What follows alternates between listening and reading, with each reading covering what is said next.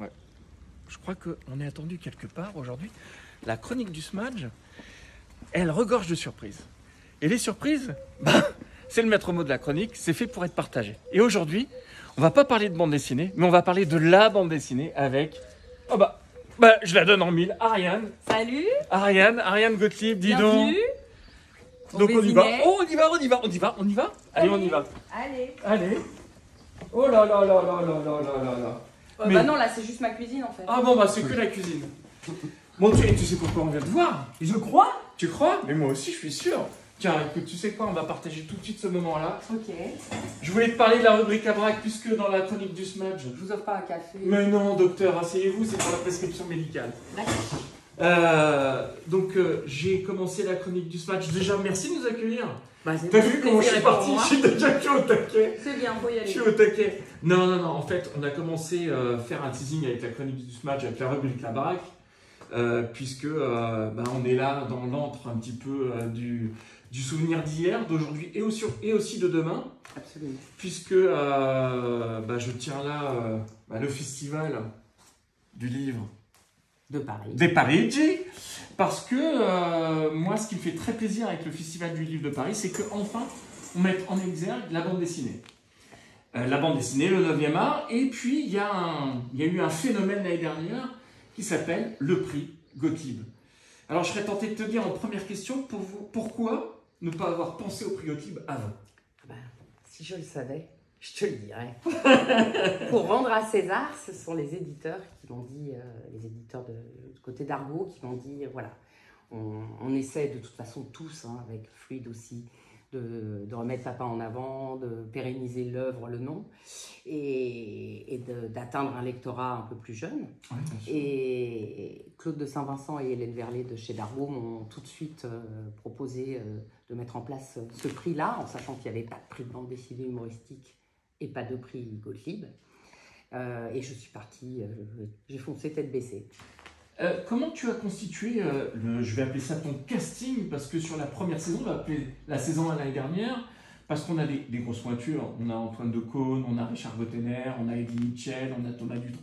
Bref, on a un casting qui est quand même éclectique, qui viennent de différents horizons, de la musique, clairement, ouais. Vraiment, c'est pluriculturel. C'est un peu à l'image de ton père d'ailleurs. Tout à fait. Et comment tu as constitué ton casting?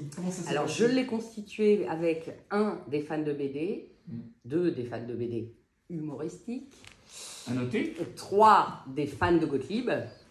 Et puis 4 des personnes que j'avais quand même, faut être honnête, dans mon entourage un peu proche. Parce que tu as quand même aussi, alors je n'ai pas cité tout le monde, mais là il me revient tout de suite à l'esprit Albert Dupontel qui effectivement... L'an passé, Albert était là. Il revendique souvent dans des entretiens oui. son attachement à l'univers Gottlieb. Il était très très attaché à l'univers Gottlieb et il était très attaché à Papa. On a retrouvé dans certains de ses films d'ailleurs, puisque on est d'accord que l'ADN de Gottlieb, il y a un peu de Tex Avery aussi. Et qu'on retrouve aussi avec, dans les films d'Albert Dupontel, dans Enfermé dehors, par exemple. Oui. Par exemple, pour ne citer que celui-là, ou même 9 mois ferme. On sent une patte, il y a une paternité revendiquée quelque part. Oui, clairement. Donc là, on est... Alain Chabat, pareil, l'an passé. Et puis cette année, Albert et Alain n'ont pas pu se rendre dispo. Et donc, j'ai 2 femmes, ce qui me permet de mettre la parité dans mes jurés.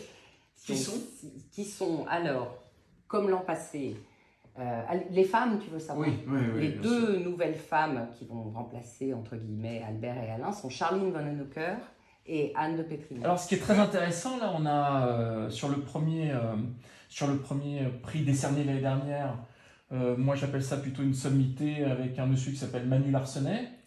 Dont on parle actuellement beaucoup, quelque chose d'un peu moins humoristique, mais qui est brillantissime. Que j'ai chroniqué d'ailleurs la semaine dernière avec son album Sur la route de McCarthy. Et aujourd'hui, on a une sélection qui est quand même très éclectique, tout comme la première saison, puisqu'on va sur des thématiques différentes, dont un de mes chouchous. Tu peux nous donner à peu près la thématique des univers qui ont été sélectionnés? Alors, je trouve qu'il y a quelque chose qui est assez noir et qui est brillantissime, qui avait déjà été présélectionné l'an passé pour son tome 5, qui est Rest in Peace, et dont c'est le 6e tome actuellement. Ça, c'est effectivement un petit peu plus un univers humoristique Albert Dupontel, on va dire. Il y a un univers humoristique un petit peu plus ado, que j'ai beaucoup aimé aussi, qui s'appelle Wishlist, qui est très chouette. Il y a cet énorme pavé fantastique qu'est Testostérore avec Luz, que j'ai pas lu. Voilà. Il y a T'es beau avec le Schtroumpf, avec qui est ce Schtroumpf. Il y a Les Indomptés avec Blutch et son Lucky Luke. Et son Lucky Luke à lui. Il y a un type que je trouve assez fantastique qui s'appelle Grégory Panaccione et qui a fait un album qui s'appelle l'Encyclopédie du tennis. Il y a une femme. Ah, elles sont pas légion dans la bande dessinée déjà, d'office. Qui a fait un terrible travail très très chouette et vachement sympa avec le concours du Musée du Louvre édition, qui s'appelle Zelba, cette autrice, et le livre chez Futuropolis s'appelle Le Grand Incident. Le Grand Incident, l'Encyclopédie du Nice, les Schtroumpfs, les Indomptés, Petit à Petit, enfin Rest in Peace, et un autre fluide qui s'appelle oh là là, Fatigue. On cherchera. Tirez sur mon doigt, Monsieur le Président, qui est très très drôle aussi, qui a été dessiné par Mo CDM. Qui est une très belle pointure lui aussi, très humoristique. Sur la remise du prix, donc elle se fera, j'ai remarqué que sur Instagram tu communiques énormément, donc on est aujourd'hui J-6, donc comment va se faire la remise du prix? Est-ce que l'auteur sera présent? Et est-ce que c'est toi qui le remets en live? Alors je le remets en live, j'ose espérer qu'il sera présent, a priori il devrait l'être, enfin c'est comme ça que ça fonctionne. J'aurai des jurés à mes côtés, j'aurai mes jurés de présélection, il y aura les éditeurs, avec un peu de chance, il y aura tous les sélectionnés, bien sûr, avec leurs éditeurs, et puis on a un petit salon, comme l'an passé, c'était la salle Bourdonnais, cette année c'est le salon Eiffel, ou la salle Eiffel, je ne sais plus, et à 18 h, je commence un petit laïus, où j'essaye d'y mettre un peu de fantaisie et de rigolade quand même. C'est un peu ton ADN en même temps. Voilà, pour remettre le prix de la deuxième édition. La deuxième édition du prix Gauthier. Le but du jeu, c'est de renouveler à chaque fois le même jury, ou tu vas renouveler pour l'année prochaine? J'étais partie pour garder les mêmes. D'accord. Mais je n'irai pas prétentieusement jusqu'à dire qu'il y a bataille. Mais moi, je me mets bataille parce que c'est vrai qu'il y en a plein qui seraient OK et dispo. Donc, Bon, super. Donc, on peut attendre déjà... tu peux me redonner la date du Salon du Livre? Alors, le Festival du Livre de Paris se passe les 12, 13 et 14 avril. Et je remets le prix Gottlieb le 13 avril, samedi, à 18 h.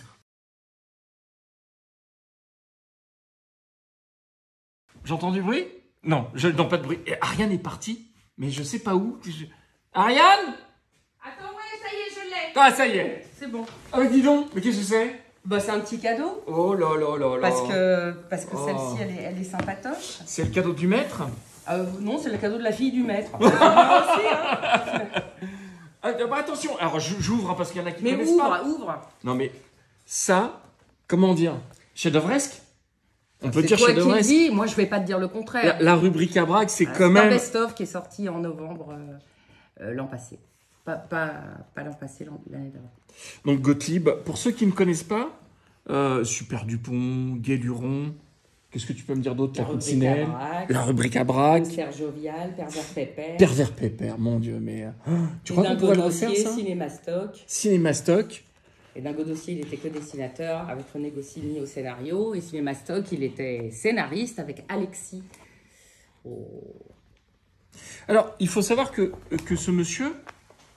La fille est à côté de moi, Ariane. Galuron. Galuron. Oh là là là là. Il faut savoir que pour les non-initiés, parce qu'il y en a qui ne connaissent pas Gottlieb... C'est le moment ou jamais de le découvrir. It is time, my dear. Gottlieb, c'est un personnage emblématique qui était très pote avec Fred, On fera une chronique sur Fred, si ma mémoire est bonne. Et puis bien sûr aussi Goscinny, le père d'Astérix, entre autres.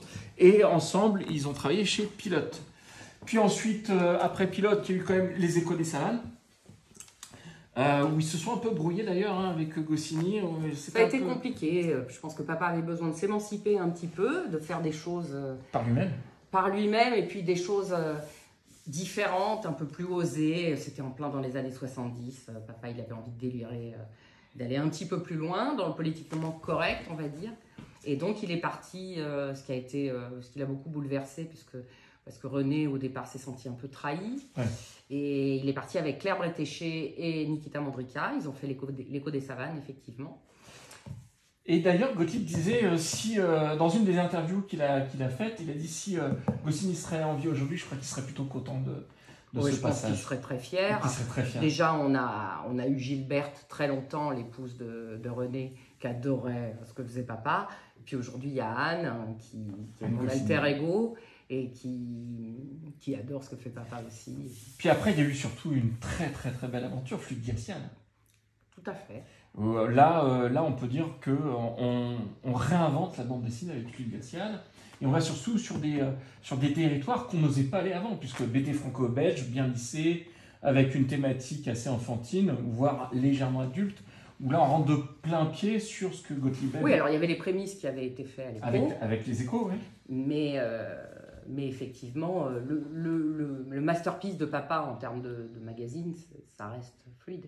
Ça reste fluide, et puis surtout, aujourd'hui, on a des acteurs, on a des réalisateurs qui se revendiquent d'ailleurs, hein, la génération Fluide Glacial. Ah oui, oui. Patrice Lecomte. Ouais, Patrice Lecomte. D'ailleurs, monsieur Gottlieb, avec Patrice Lecomte, ils ont quand même fait Les WC étaient fermés de l'intérieur. Ce film culte, tout à fait. Et ce qui est très drôle, c'est que l'anecdote de Patrice Lecomte, il a été dessinateur pour Pilote. Il a été dessinateur pour Pilote. Il a ensuite pu réaliser 4 petites publicités, oui, qui étaient à mourir de rire. Et puis il a fait un court-métrage avec papa qui est faramineux, qui est la première fois qu'il faisait quelque chose d'un peu plus long, qui s'appelle And My Name is Marcel Gottlieb, tout à la plume, rien au pinceau, qui s'est tourné dans la maison où je suis née, pas très loin d'ici, et qui est fandard. Puis après, donc, les WC étaient fermés de l'intérieur, écrite par lui-même. Scénarisé. Donc c'est effectivement, on a quelqu'un qui a un vrai touche-à-tout, en fait. Et puis, très animalier, hein, puisque quand il dessine les animaux... Ah, ça, c'était son truc. C'est son dada, sans faire de jeu de mots. Non, oui, c'est vrai. Non, ça, il adorait, et puis il adorait l'innocence des animaux, et puis n'importe quel animal était prétexte à faire une... Il est allé au zoo, il a vu une hyène, ça l'a fait mourir de rire. Après, il y a toute sa série Kiki qui part en vacances. Un coup, c'est la girafe, il y a eu l'hippopotame. Il y a eu le zèbre aussi. Il y a eu le zèbre qui est génial, il y a eu... le pélican que j'aime beaucoup, toujours avec sous la houlette du professeur Burp. Attention, c'est une anecdote qui vaut son pesant de cacahuètes. Burp, je l'ai pas vu venir. Tu l'as pas vu venir? Non, je l'ai pas vu venir. Mais c'est un des héros de la rubrique Abrac, puisque la rubrique Abrac n'a pas de héros, mais il y avait quand même la coccinelle, il y avait quand même Isaac Newton. Il y avait quand même... c'est fabuleux. Il y avait quand même Burp, et puis voilà.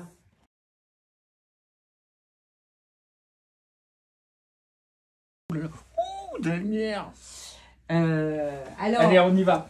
Vas-y. Voici le bureau dans lequel je travaille à beaucoup de projets au sujet de papa et beaucoup de publications pour le Facebook et Instagram officiel de Gottlieb. Il y en a des choses là. Hein. Ah oui, il y a pas mal de choses là. Pour le coup, il y a pas mal de choses. Fais rêver les smadjiens là, parce qu'il y en a qui connaissent pas Gottlieb. Hein. Bah écoute, oui, alors... Ils vont découvrir Gottlieb avec la chronique. Hein. Tant mieux. Ce qui est chouette, c'est justement offrir un autre regard. Tant mieux. Et puis les jeunes, alors tu vois, ça c'est un cahier qui date... il y a très longtemps, je pense que ça doit être dans les années 72-73, j'en ai plusieurs comme ça. Et c'est un cahier où, par exemple, il notait un peu toutes ses idées, toutes ses notes. Il y a un mélange de textes, des fois des magnifiques dessins qui sont des brouillons, Mais chez lui, c'était jamais du brouillon en fait. C'était vraiment top. Il y a des ébauches de scénarios de la rubrique à braque.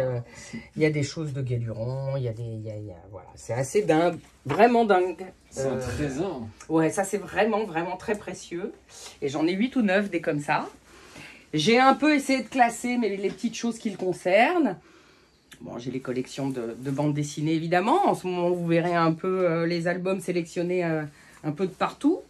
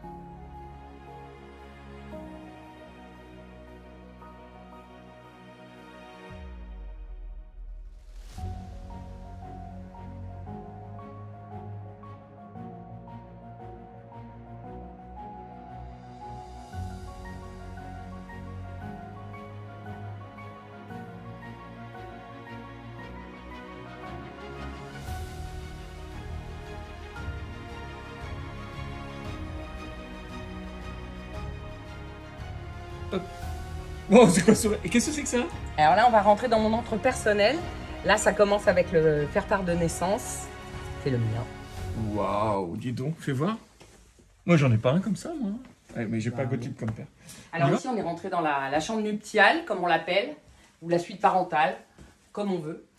Et là, j'ai quelques petites choses aussi. Donc, j'ai d'abord cette planche originale de la boule, qu'il a dessinée en 72 et qu'il m'a dédicacée par ailleurs, qui cause de sa problématique d'apprentissage d'être un papa, entre autres. Et puis, bah, il y a pas mal de petites choses sympathiques. Là, il y a une planche de la rubrique à braque qui m'est particulièrement chère et qui s'appelle La Marmotte, où papa est parti dans ses délires avec les animaux comme d'habitude et le professeur Burp. Et où, comme ça, posé là, n'importe comment, en fin d'histoire, sans qu'on sache pourquoi et que ça ait un quelconque rapport avec l'histoire, là, c'est la tombe de mon petit frère, Frédéric.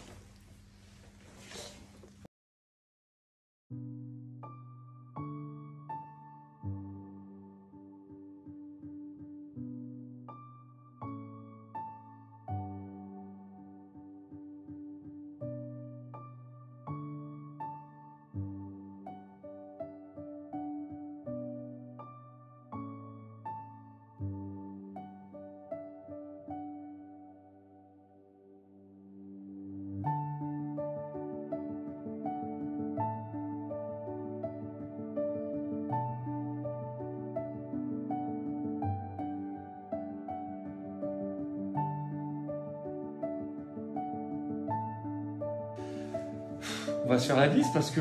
On va, avec grand plaisir. Hein? Eric, j'ai tellement de trucs à te montrer si tu savais. Tu sais, le cordon ombilical court encore jusqu'au cimetière. J'en ai des kilos, le DIP n'est pas réglé.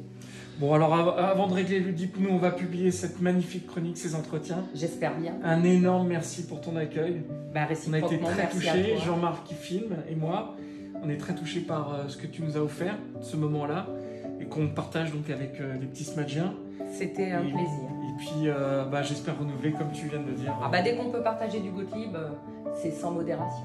Alors, mes petits Smadjiens, je vous embrasse fort et à très bientôt. Merci. Salut. Oh putain, il est enfin parti. Je vais pouvoir me faire un kawa peinard. J'ai cru qu'il allait jamais s'en aller. Oh mais non, qu'est-ce que... J'ai oublié. Dis-moi, avec qui d'autre la prochaine chronique, je peux la faire en interview? Ah, tu veux une star? Dis-moi oui. Bah écoute, oui, il y en a plein qui sont hyper bien. Bon, je dirais évidemment Thomas Dutronc, par exemple, qui est génial. Ou bien Richard Gottener, qui fait un spectacle actuellement, qui est fantastique et qu'il faut que tu ailles voir. Bon, alors tu sais quoi? Prochaine chronique, vous avez entendu. À très vite. Je t'embrasse, j'y vais, on est en retard.